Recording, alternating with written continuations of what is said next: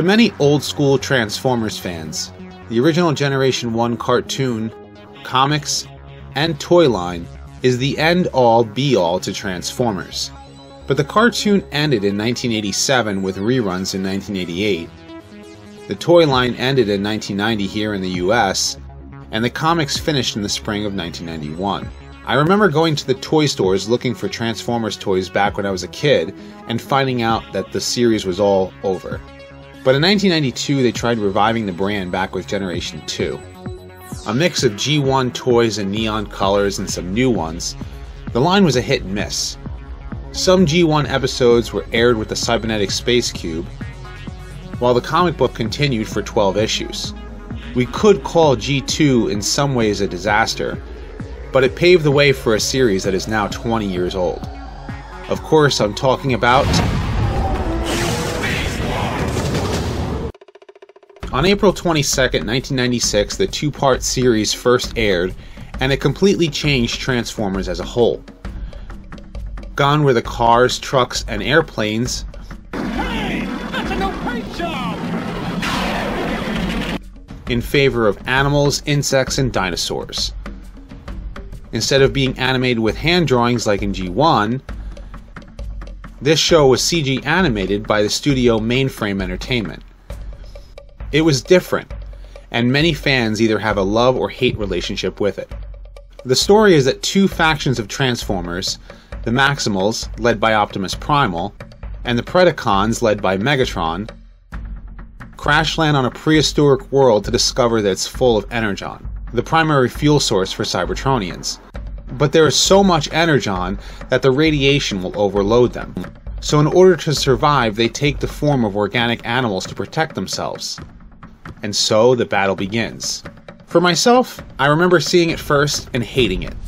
I couldn't see Optimus as a gorilla. Like many fans at the time, I would say things like truck, not monkey. I wanted the classic Transformers that I grew up with brought back.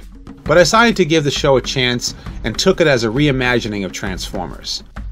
First, I thought it was cool to have a Velociraptor and a T-Rex in the show, since Jurassic Park came out 3 years prior and was still really popular at the time. The animation was beyond anything that was on TV at the time, even if we can look back today and say that it's horribly dated. But what really made the show work was the humor and the voice actors. You were burned, Maximo! From Rat Trap's pessimism, we're all gonna die, Megatron's gloating, Like you, pussycat. Yes. or Dinobot's struggle to find his place, every character was given in proper time to shine. This really showed in one of the most popular episodes of the show, Code of Hero. Spoilers here, of course. Megatron realizes that he can use the Golden Disc's information to change the future because, as you guessed it, they are on prehistoric Earth. Dinobot alone, outmanned and outgunned, would take on every single Predacon in order to save the valley they are attacking. Near death, he even bests Megatron with a makeshift hammer.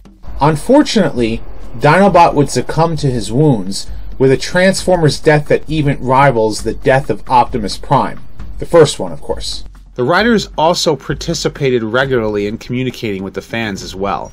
It was because of this that eventually the show would tie itself as a sequel to G1. Thanks to Ben Yee, a fan who posted on alt.toys.transformers, the showrunners brought in Starscream's ghost in the Season 1 episode, Possession. The details for that is a discussion for another day. In the three-part Season 2 finale, The Agenda, the showrunners would also bring in the original G1 Ravage. Decepticons forever!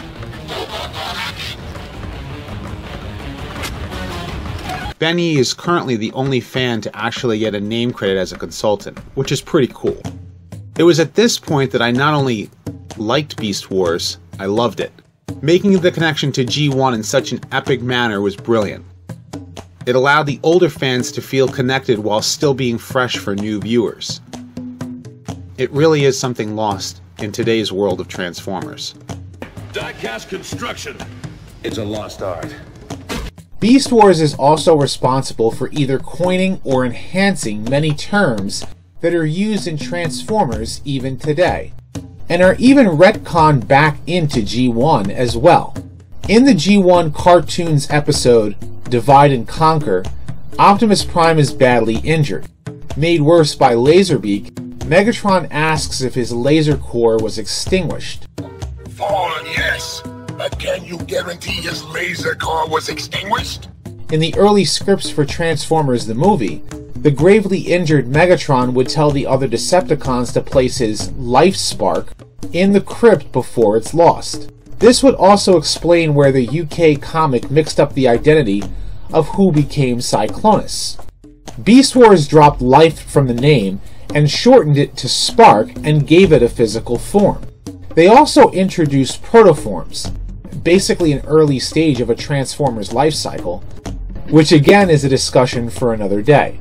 Season 3 would bring many changes as the Maximals are forced to defend the Ark, the original ship that brought the Autobots and Decepticons to Earth, from Megatron's so that he would not destroy the timeline. Optimus Primal even housed the original Optimus Prime spark in his body, giving him a new and upgraded form as Optimal Optimus.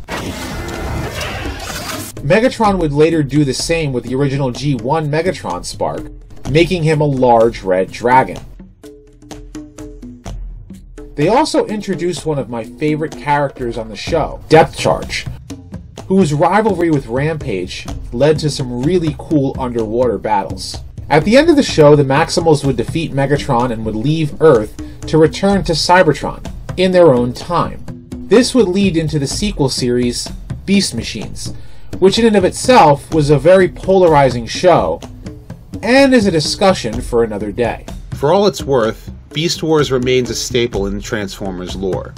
It's hard to imagine that it's been 20 years since this show was first introduced. It's the reason I go by the name Rodimus Primal.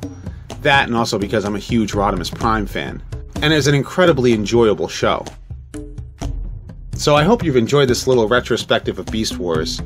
If so, like this video, comment and subscribe. Also, if you have a memory about this show, leave it in the comment section as well. And as always, until next time. It's time to transform and roll out!